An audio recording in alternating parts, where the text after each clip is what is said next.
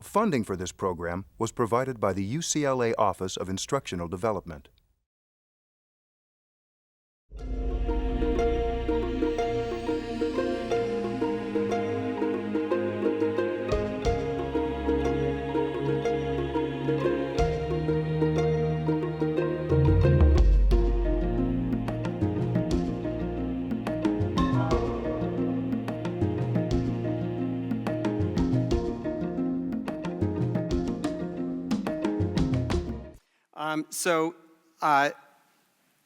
These are the individuals who've done the work that I'll present today. I have the privilege of working every day with these talented, dedicated, and wonderful individuals, many of whom are here today. Now, regarding the research environment at UCLA, let me illustrate it to you this way. I have only ever had one job. I came here as a postdoc.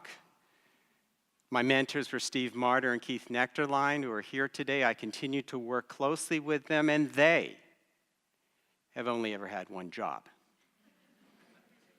The lab includes half a dozen junior faculty, 4 senior faculty, and all of them have only ever had one job. This configuration is so rare as to be virtually unheard of, but it happened here, it happened at UCLA. The rich scientific environment and collaborative culture here at UCLA means that people who are quite capable of going elsewhere want to stay and want to make their discoveries here. And this situation does not arise by accident. It happens because of people who have a vision of a superb research university. We have people here in this hall who are dedicated to establishing, maintaining, enhancing, and protecting the UCLA research environment. Please join me in thanking them.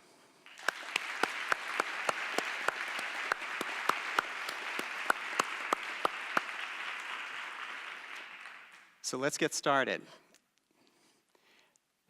The talk will be divided into 2 parts, and the first part is the social brain, how it works and how it doesn't. So we'll talk about the kind of networks involved with the social processing, how they fail in schizophrenia, and I'll make a distinction between ability versus motivation. That's the first part, and it's the part on which most of our research has been focused on the last few years. We have a lot of data in this first part. The second part's a new direction and consequently has much fewer data associated with it. It's how we extend this to the community, how we would recruit and assess disconnected individuals from the community, and how what we've learned in schizophrenia helps us to understand social disconnection. Although I am the 123rd recipient of this award and the 123rd person to give this presentation, I am the first to speak about mental illness. As such, the process might not be familiar.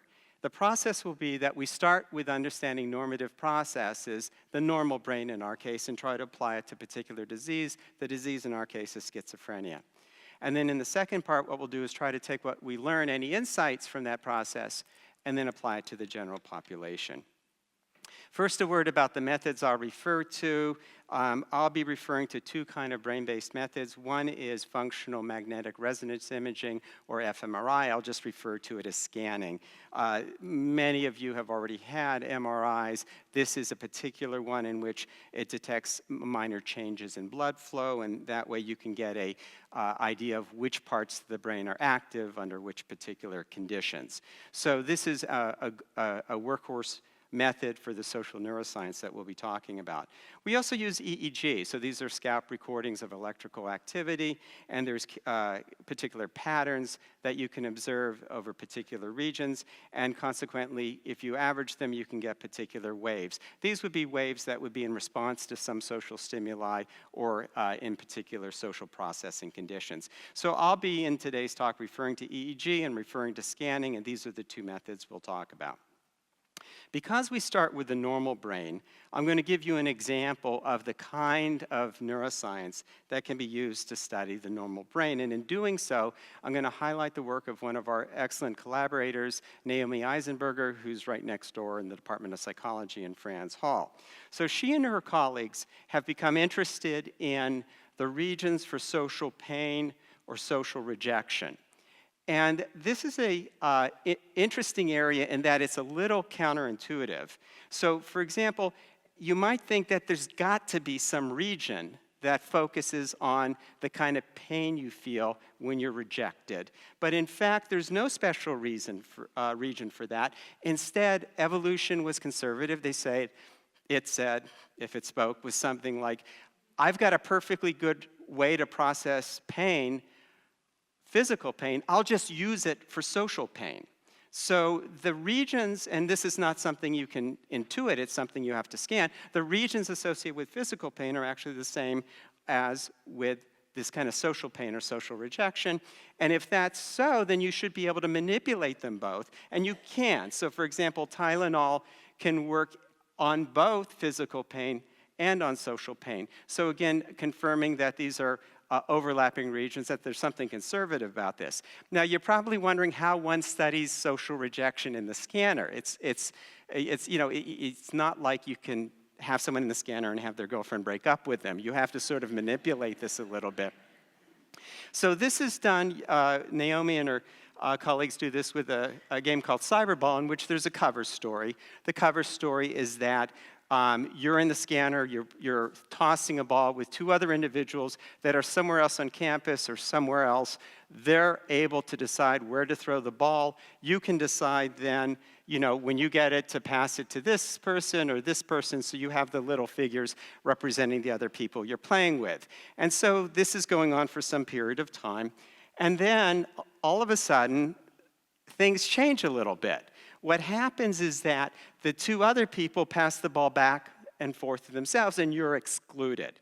Now, you might think, well, that's not much of a social exclusion because I don't even know these people, and these are just cartoons I'm looking at, and I'm in a scanner anyway, but it works. It works.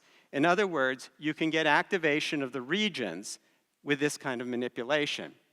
The regions involved with this, and let me pause here for just a minute and say that I know, since I've spoken enough, that about half of you really want to know where in the brain these events are occurring.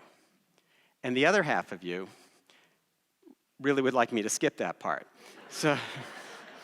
So what I'll be doing is something in between, which is that I'll identify the regions. I won't dwell on them. I won't talk about the connections or the networks, so that they'll be identified, but we won't spend a lot of time. The regions then associated with both social pain and physical pain is this dorsal part of the anterior cingulate cortex, as well as the anterior part of the insula. So those are these regions that serve this kind of dual purpose. So that's sort of an example of how we would benefit from the advances that our colleagues are doing with the normal brain. But we want to apply it to schizophrenia. So I'm going to intersperse from time to time quizzes into this talk.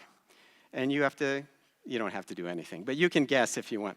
So schizophrenia is a myth, a personal journey of discovery, a disease with clear diagnostic criteria, or a spectrum of features. It's been called all of these. It's not a myth.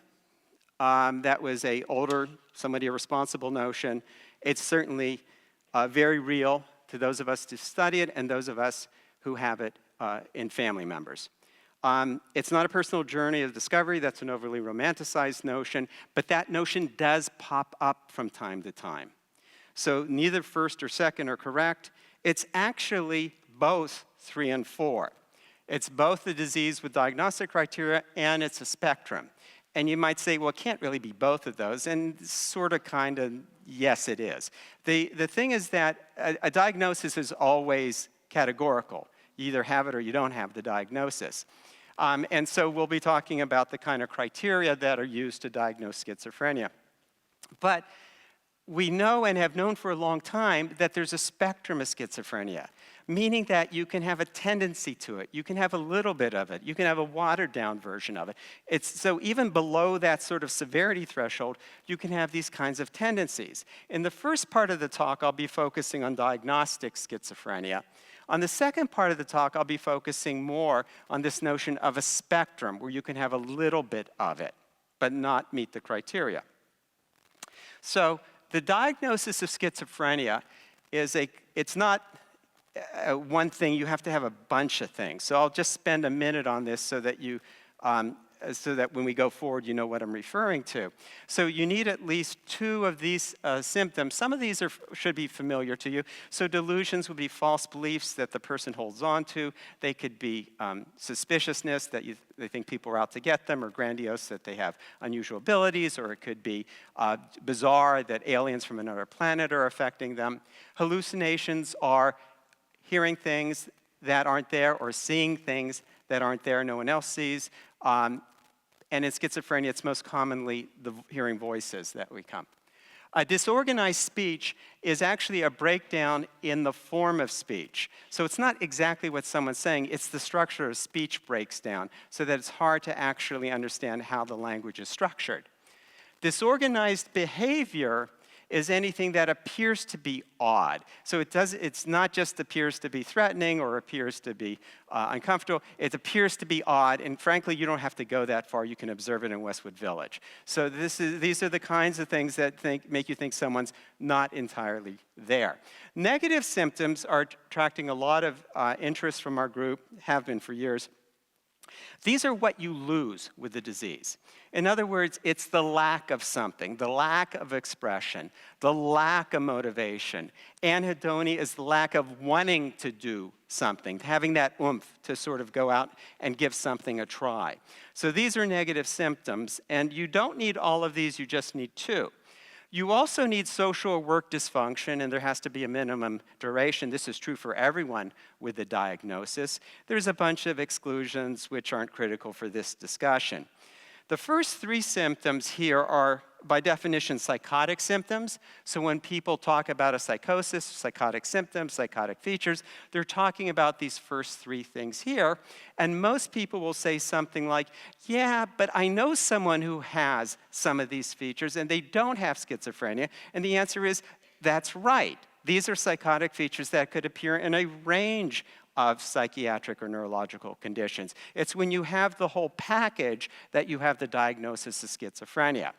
The work and social dysfunction is where we're going to be focused, because this is where we have our serious impairment in functioning. Schizophrenia is disabling. It's one of the most disabling disorders for men and women throughout the world. This social dysfunction is substantial. It's a big problem. And consequently, we want to understand what the brain basis is for this very large concern that our patients have terrific difficulty in integrating the community and maintaining these kinds of social functions. So we want to understand what the brain processes are that underlie these. Now, our lab has spent a fair amount of time identifying processes, these are essentially brain systems, that are relevant for social functioning, that we can image or scan or EEG or whatever, that we can study them with brain-based methods.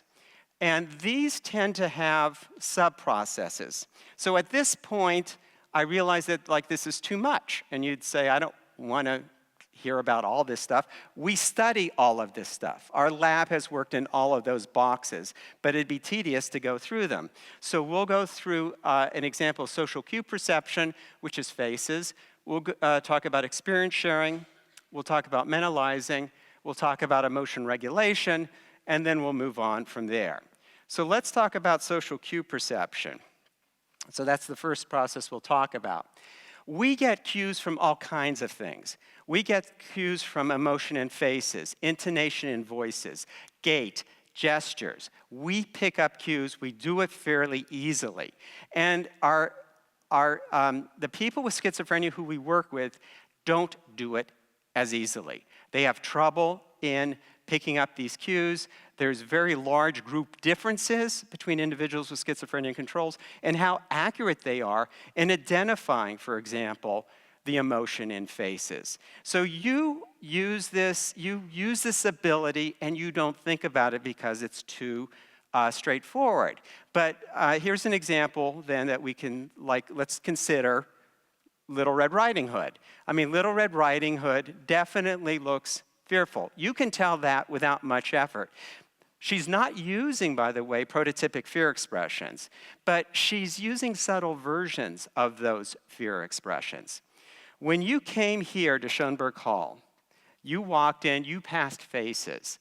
You passed faces, and you knew that you would come into this hall and find a place to sit. And you were going to find a place to sit by looking at faces. But when you got into the hall, you might realize that it's a little harder to identify individual faces from a distance.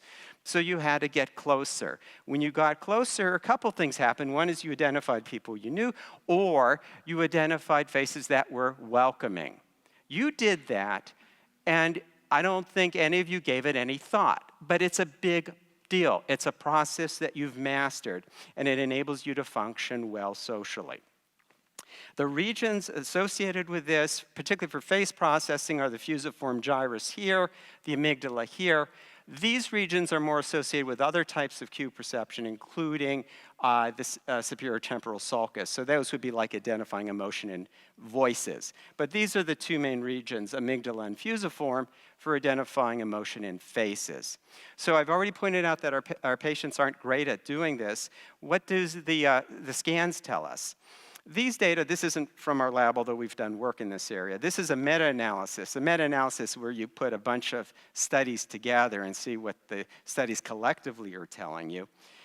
In this, we have group differences in which the individuals with schizophrenia do not activate when they're looking at emotional faces as much in the amygdala and the fusiform, the two regions that I just mentioned to you. So they're not doing this as much in the particular contrast. They're not sort of calling on these areas that are for face emotion processing. The blue regions actually are where they're doing more activity. It's kind of like they're activating more in regions that are not typically associated with face processing, and they're not activating enough in the regions that are associated with identifying emotion in faces. So we see now at a performance level and at a brain-based level that this is an area of which there's some difficulty in our patients. Here's another quiz for you. What does your brain say when you look at this photo? Let me think. If I had my arms in that position and was hunched over, I'd probably be feeling abdominal discomfort. That really hits me in the gut. Since that person is not me, I will actively try to not feel any pain. The answer is two. The answer is two. We do this reflexively. Now, you can certainly do one, and you can certainly do three, but that's not the first thing you're going to do. You actually have to try to do those. But the sort of gut connection that you get, that's fast, that's automatic, and that's part of experience sharing. So experience sharing is this amazing ability that we have, which is that when we observe others' behaviors, it leads us to experience neural activation as if we are doing those behaviors. This is one of the most remarkable things about our brains. I mean, our brains, when we observe someone moving or feeling something, we get activation as if we ourselves are experiencing or behaving that way. I mean, we all sit in different chairs, in different bodies, in different skins, and we feel very, very different, but this part of the brain reaches out and senses what's around it. And there's two flavors to experience sharing. It's important to keep them separate. One is motor resonance, which is this sharing that occurs when we see people move, when we see a movement, so a motor action. And affect sharing is what happens when we see someone experiencing an emotion, oftentimes a distressful emotion.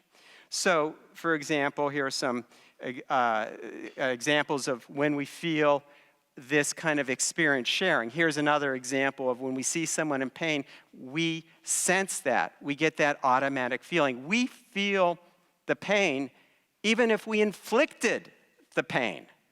So here's an example of a German POW being treated by an American medic. Those of us who are parents are really, really good at feeling kids' pain.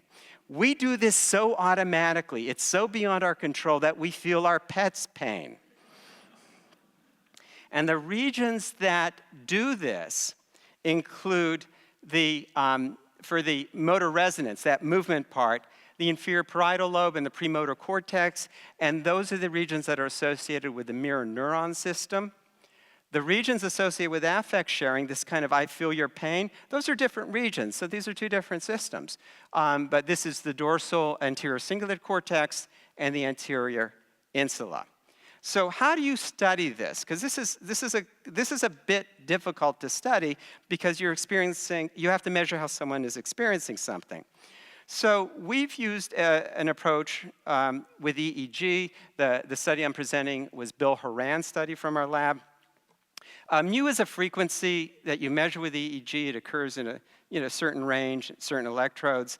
And it has this really amazing quality, which is that it sort of tracks with how social something is. So if you're observing things and there's a sort of, imagine a social ladder, that as you're observing stimuli and the stimuli become more and more social, you actually suppress mu more and more. So the more something becomes social, the less mu you have.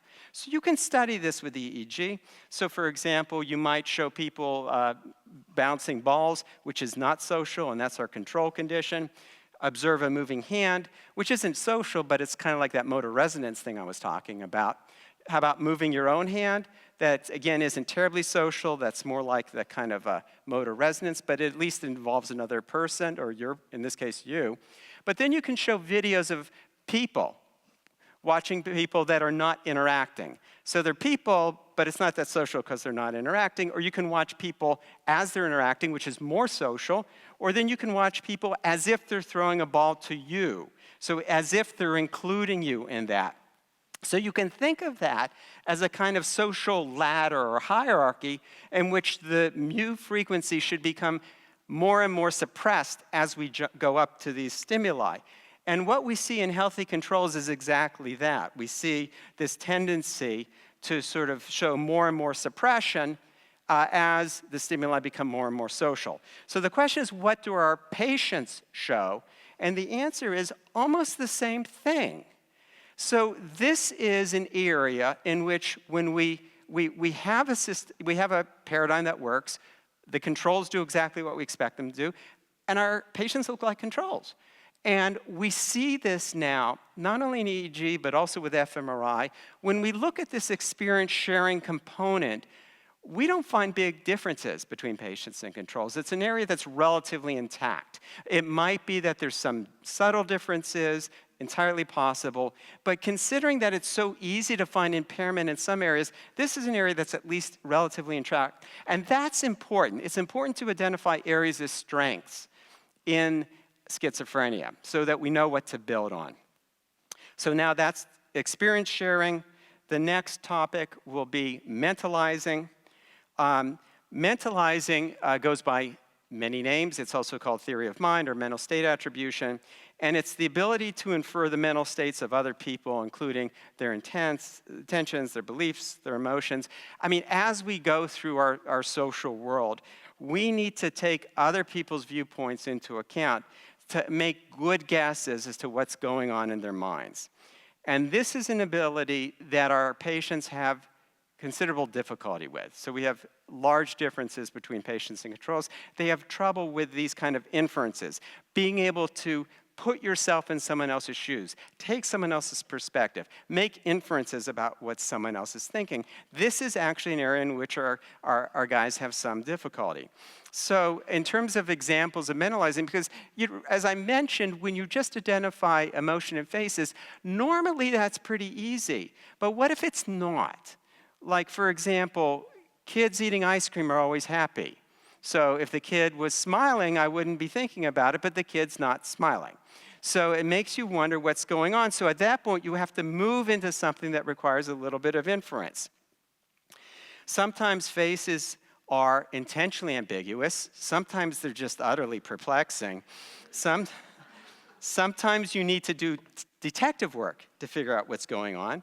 Sometimes you don't have enough information, and so you need to gather enough information to sort of understand what might be going on.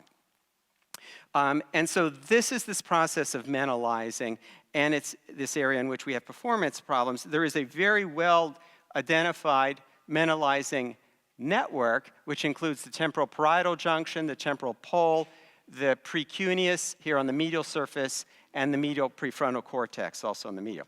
So the question becomes then, if we want to study this in the scanner, how do we do that? And so Jung-Hee Lee from our lab did an experiment in which we created a situation, or which we presented individuals with a situation in which there's a false belief. So I can just read this for you. John told Emily that he had a Porsche. Actually, his car is a Ford. Emily doesn't know anything about cars, though, so she believed John. When Emily sees John's car, she thinks it's A. And it's not a hard question to answer, but you need to suspend what you know to be true and take Emily's perspective. Contrast that with Amy made a painting of a treehouse 3 years ago when it was blue. That was before the storm. We built a new treehouse last summer, but we painted it red instead. The treehouse in the painting is, and again, you need to suspend what you know to be currently true to say what's true in the picture. The thing about these is that these are very similar in terms of cognitive processes, the first condition and the second condition, but they're not at all similar in terms of a social process. The human mind enters into that false belief condition. It doesn't really enter into the false picture condition. So if I contrast these two, or if Jung-Hee does, we should expect to see something about this mentalizing system, and we do. We see it in the key regions, we see it in the controls, we see it a little bit in the patients as well, but you can see they're substantially less active than what we have in our controls. So here again, kind of like with social cue recognition or face identification, face emotion identification, we have a situation in which we have performance differences and we also have activation differences between patients and controls. The last of these boxes I'll talk about is emotion regulation. Emotion regulation are processes by which people influence which emotion is experienced, when it's experienced, and how it's experienced. And the most extensively studied one is called cognitive reappraisal, which is when you change your interpretations or appraisals of stimuli to alter an emotional response. So I know that that's not intuitive, but I can try to make it intuitive. The example I like to use is, I'm not crazy about flying anymore, and I don't think most people are. And so I use that as an example of how this sort of cognitive reappraisal might come in handy. I mean, the reasons why most of us don't like flying is there's these long lines to deal with, there's really crowded cabins, there's food that's not, and there's like noise and stuff like that. And so but we still fly. We're not, I mean, these are stressful things. We still fly. So how do we manage to keep our composure and not just scream at the frustrations that we encounter on these flights, because they're pretty routine? And the answer is, we use emotion regulation, we use cognitive appraisal. Because we say to ourselves something like, this is only temporary, soon I'll be at UCLA. And then we get through it without acting out. So this is sort of a common technique. So the regions associated with this include lateral regions here, the dorsolateral and ventrolateral regions, as well as the amygdala. And this is a reciprocal relationship. Essentially, the lateral regions are telling the amygdala to be quiet. And so there's an inverse relationship between the two. Now, how do you study it? This is another study from Bill Horan, in which this is an EEG study. You see pictures, and you record EEG waves. You record from scalp electrodes. So this is an edible mushroom. It's a boring picture. It's a boring phrase. This is a poisonous snake that is very dangerous. That's a scary picture. That's a scary phrase. This snake that is completely harmless, it doesn't even have teeth. It's the same picture, okay? It's the same picture, but do you think saying something like this is going to make a difference? The answer is it does. You might not think so, but we can measure the EEG activity from your brain, and your brain tells us that it made a difference. So, for example, this is the late positive potential. It's one of the things that Bill and other members of our lab study. The red line is consistently above the blue line. These are the same pictures, okay? The red line is not regulated. The blue line is when you have those neutral phrases. The snake's harmless. This is just a movie scene. Nobody got hurt. Whatever. There's ways of sort of calming down the emotional response to negative pictures. So even though in the case of controls, the red line's above the blue line, in the case of patients, it's not. There's not much of a difference, and when the waves depart, they part in the wrong direction. So this is another example where we're seeing some between-group differences. So back to our boxes, these are the 4 areas that I talked about today, and we can start characterizing the landscape in terms of what's impaired and what's intact. And this is important for any condition, particularly a serious condition like schizophrenia, to be able to identify which processes look like they're working well and which ones look like they're not. And this helps us understand sort of how we can develop intervention programs and how we can build upon those strengths. The last comment about this first part, about the studies, is that there's another part of the social brain that we haven't talked about because we don't understand how to study it very well, and that's social motivation. Now, this is the distinction between the abilities that I just talked about and wanting to. So you can have a situation in which somebody says, I have no trouble identifying emotion in faces. I have no trouble with mentalizing. I have no trouble with emotional regulation. I just don't want to be with people. I don't feel like it. It's not that I have a problem doing it or processing it or identifying the cues. I just don't want to do it. So this is a separation between the ability and the motivation. And there's 2 flavors of motivation. One is the motivation to approach other people. The other is the motivation to avoid other people. And I know all of you are thinking, why do you guys make life so complicated? It isn't just the same thing in reverse. And the answer is no. These are 2 different systems. So we have to be studied separately. In schizophrenia, the social anhedonia actually has been studied for quite some time. It's one of these negative symptoms, that this sort of lack of enjoyment of social things. It's a long-standing feature, focus of schizophrenia. It's a trait feature. It's part of the schizophrenia spectrum, so we're back to the spectrum concept. It exists in people who have risk for schizophrenia and also in individuals before they become schizophrenia in these prodromal states. So this is something that's received a lot of attention, but we have some scientific challenges to deal with. One is individuals with schizophrenia might not want to do things whether they're social or not. They might not want to read books or go to movies or do things that aren't particularly social. So how do we separate out things that are social from non-social?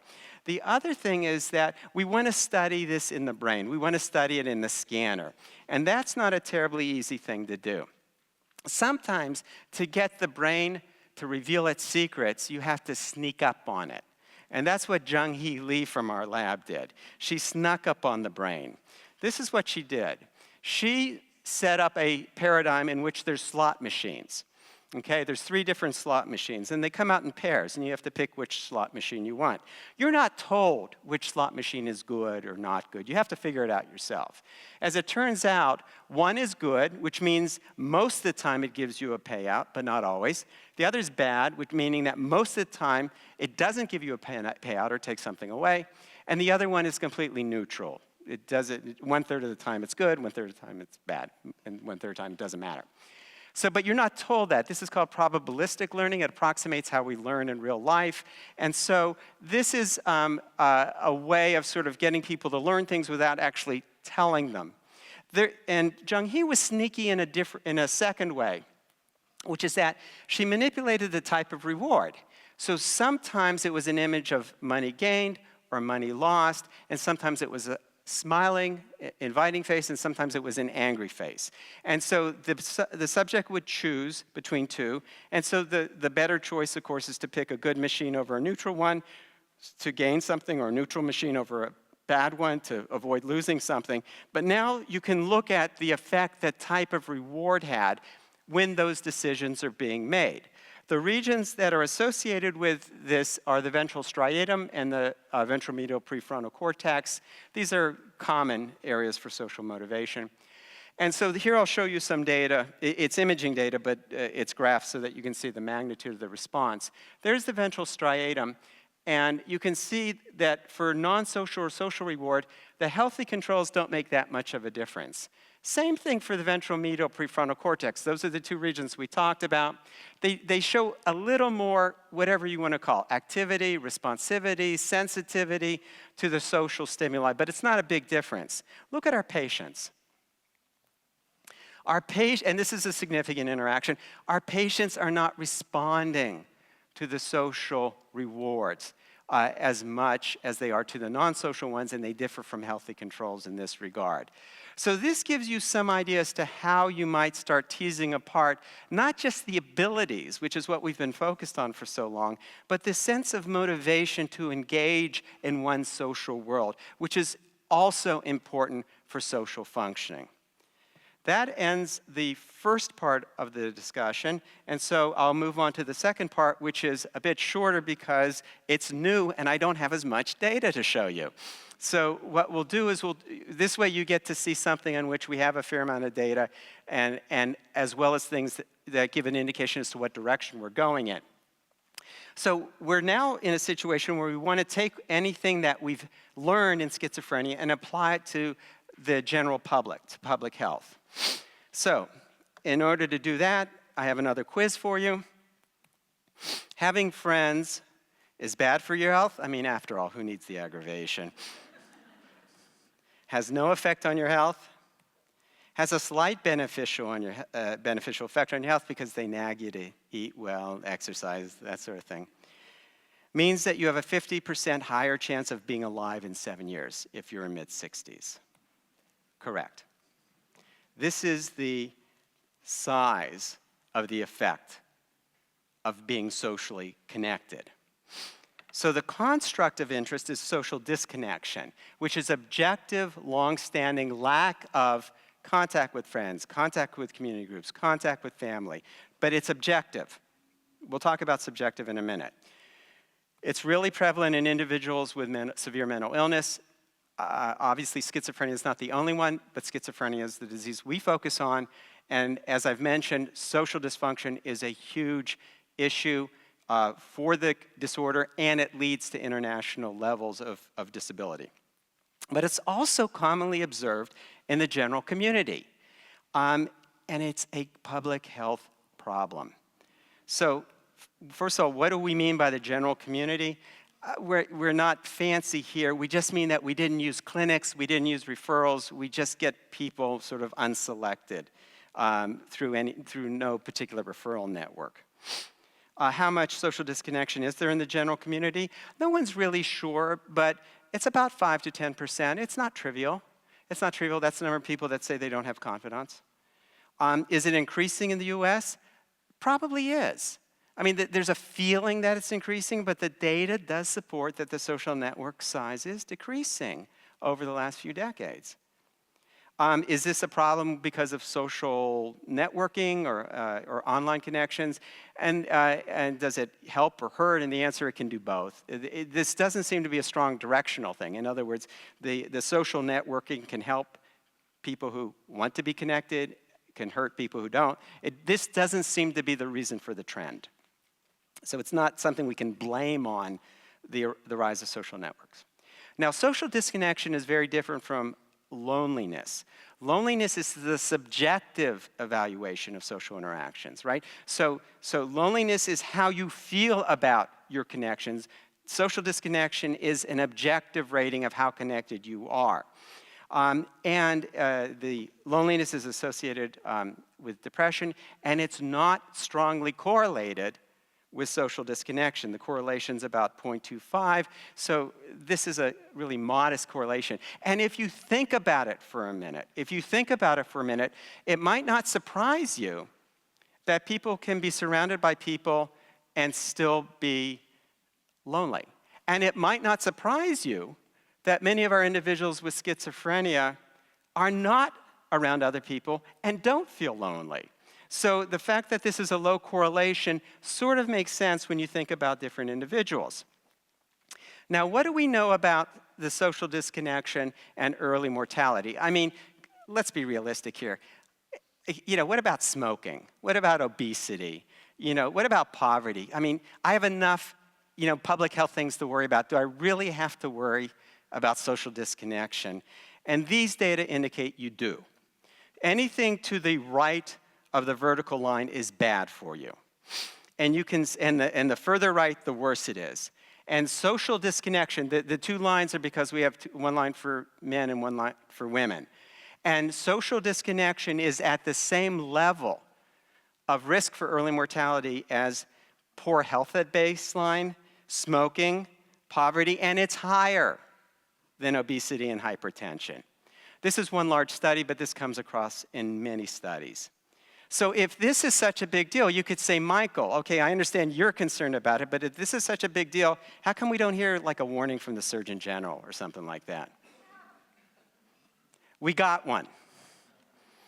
In response to a question about the biggest disease in America, Surgeon General Murthy, that's the former Surgeon General, says it's not cancer.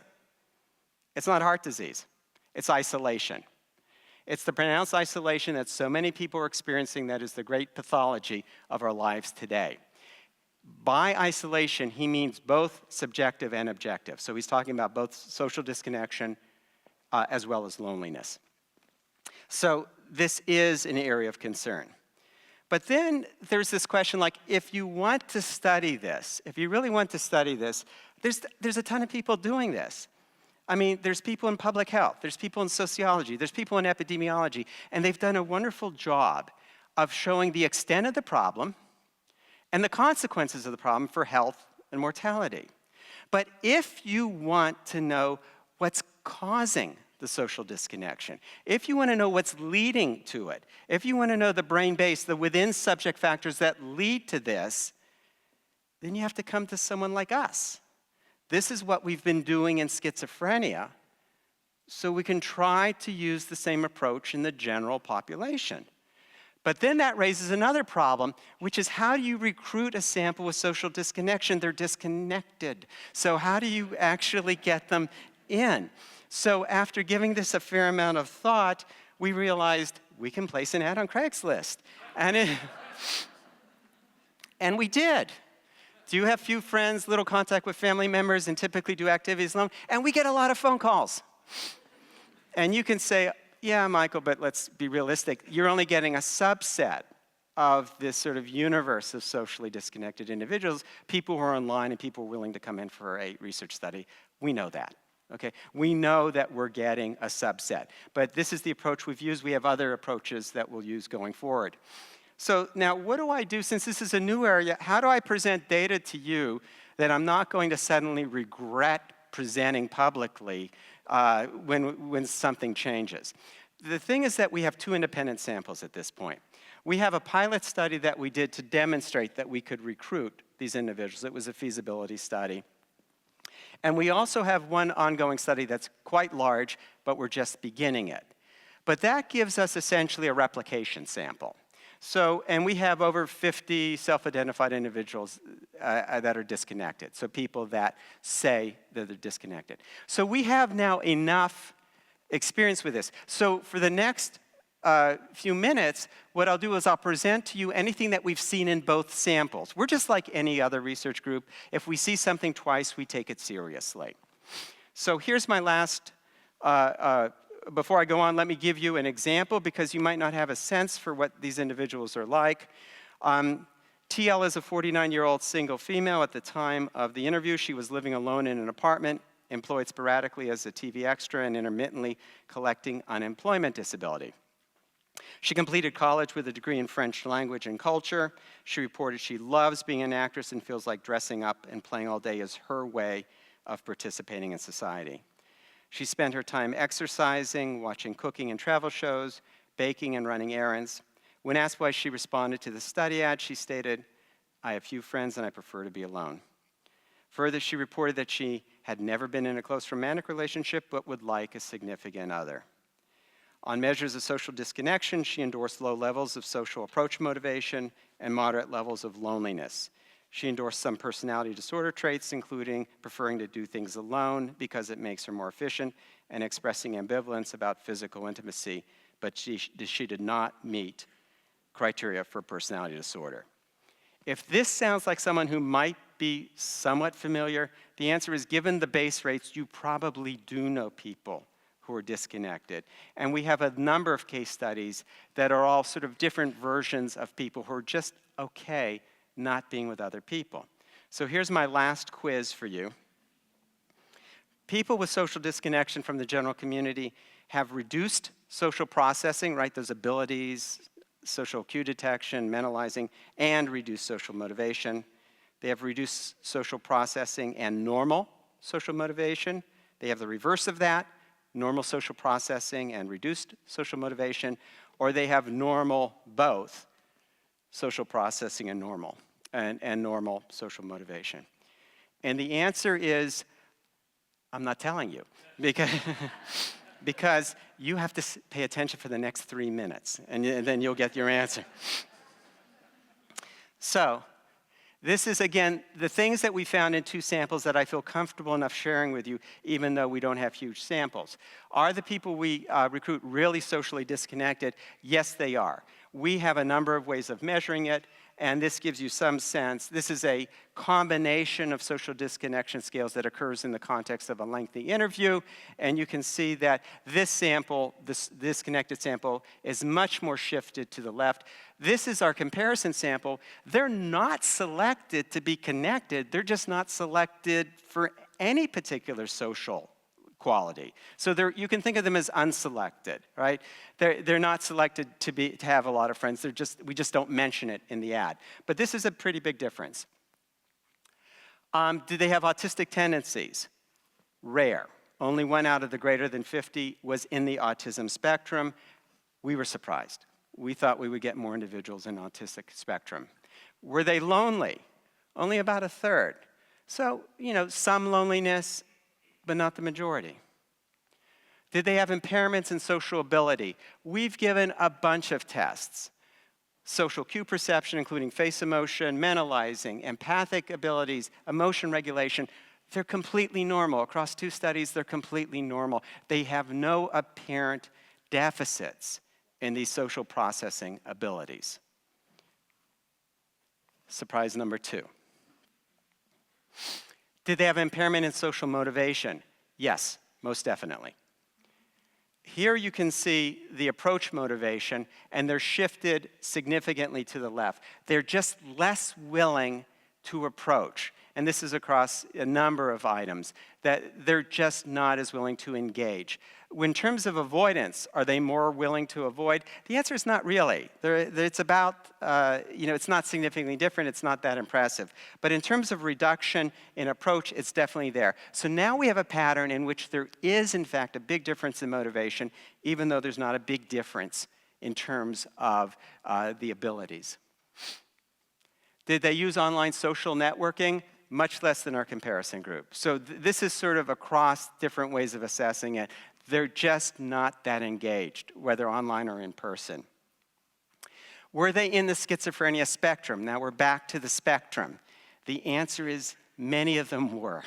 And this is really stunning. There's 2 lines of evidence to indicate that we have tendencies in the schizophrenia spectrum in our disconnected sample. One is that we have high rates of personality disorders that are considered to be in the spectrum disorders, schizotypal, paranoid. These are about 1 in 3 of the participants met diagnostic criteria for a personality disorder in the spectrum. In addition, you can give a personality scale, and there's 2 personality factors that are linked to the schizophrenia spectrum, and both are inflated in our disconnected sample. Now, one of them is detachment, and that's nice but not terribly informative because they were selected to be disconnected. So in some ways, an elevation in detachment means that it kind of confirms our recruitment. But we also had an elevation in psychoticism. These are like low-level symptoms of unusual perceptual beliefs, unusual perceptions, illusions, unusual beliefs, unusual behaviors. We didn't select for that, but we got it anyway. So think how this played out, which is we left schizophrenia to go into the general community to see if we could understand social disconnection in the community, but now we're finding schizophrenia spectrum evidence in the general community. I mean, if this were a novel, this would be irony, but it's not a novel, so we just sort of say, gee, that's a big surprise. So this is sort of where we are now, which is we're taking these data as trying to understand the patterns. We're also in the process of collecting EEG and fMRI data. So we have quite a ways to go in this study. We'll have more evidence about the brain bases for these. But at this point, and this is my last slide, let me zoom out for a second because I want to talk about the process. We started out with a really big problem. I mean, we were interested in I mean, if you're going to spend years on something, it might as well be a big problem. We focused on schizophrenia because of the social disability, the social disconnection, and how that's a large part of social disability worldwide for both men and women. We learned from colleagues who study normal individuals or normal brains. That's not our skill set. We work with people, like here in the Department of Psychology, who understand normal brains so that we can find relevant networks. We take those insights and then use them to understand what happens in a disease. That's our focus. We want to understand what's going on in schizophrenia. As clinical researchers, that's our focus. But then we can loop back and take those insights and use them to understand another really big problem. In this case, it's a public health problem. In this case, it's social disconnection in the general population. I want to acknowledge the work represented here. This is our team also with the next generation represented. Bill Horan, Jung-Hee Lee, and Jonathan Nguyen contributed a lot of the studies. Amanda McCleary and Felice Reddy also contributed to this presentation. I want to acknowledge my real family, my professional family, and all of the friends and colleagues who came here today. Thank you very much.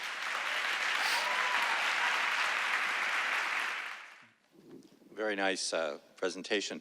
I'm just curious if you might discuss how depression fits in with the social disconnection problem in the general public.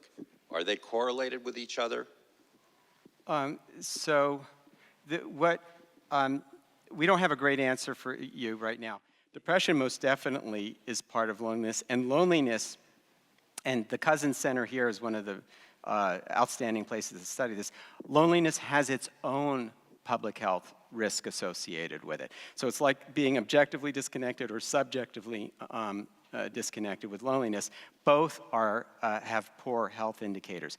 But we think depression's more aligned with the lonely component, whereas the schizophrenia spectrum, more with the disconnection, but we don't have a firm handle on that. And we know that several of our disconnected people have a history of depression, although they don't have it at the time.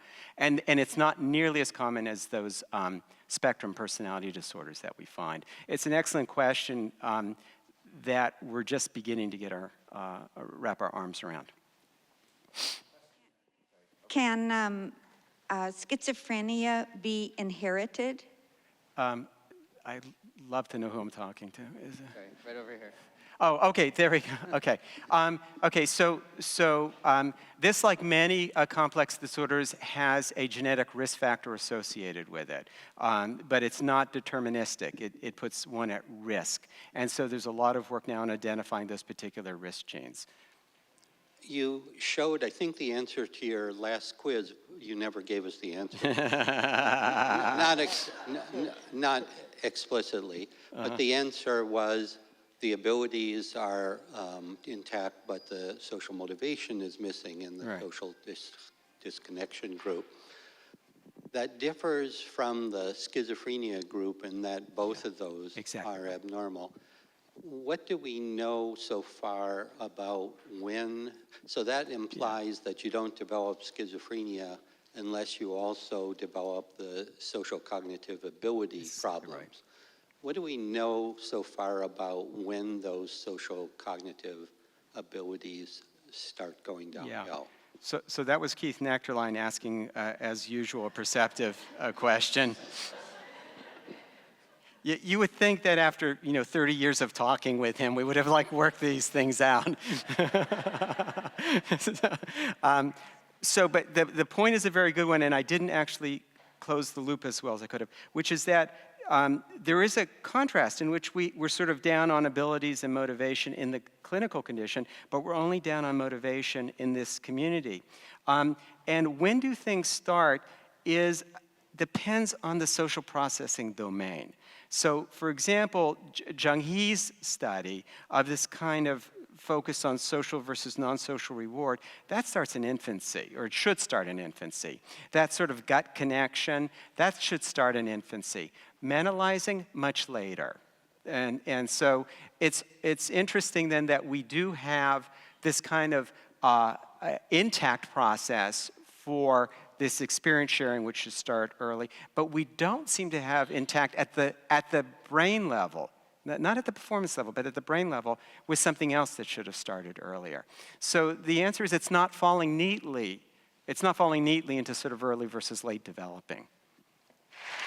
Thank you for your questions. On behalf of the Academic Senate, it is indeed my pleasure to express gratitude to all who made this lecture possible.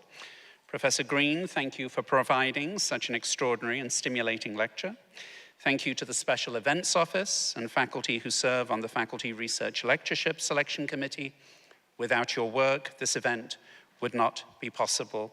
It's been a pleasure being with you this afternoon. I now invite everyone to join us at the reception taking place in Schoenberg Terrace immediately after the lecture.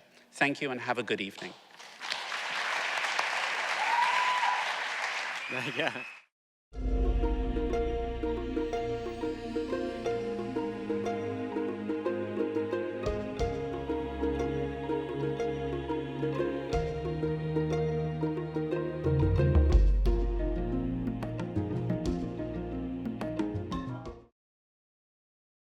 Video copies of this program are available for purchase from the UCLA Instructional Media Library.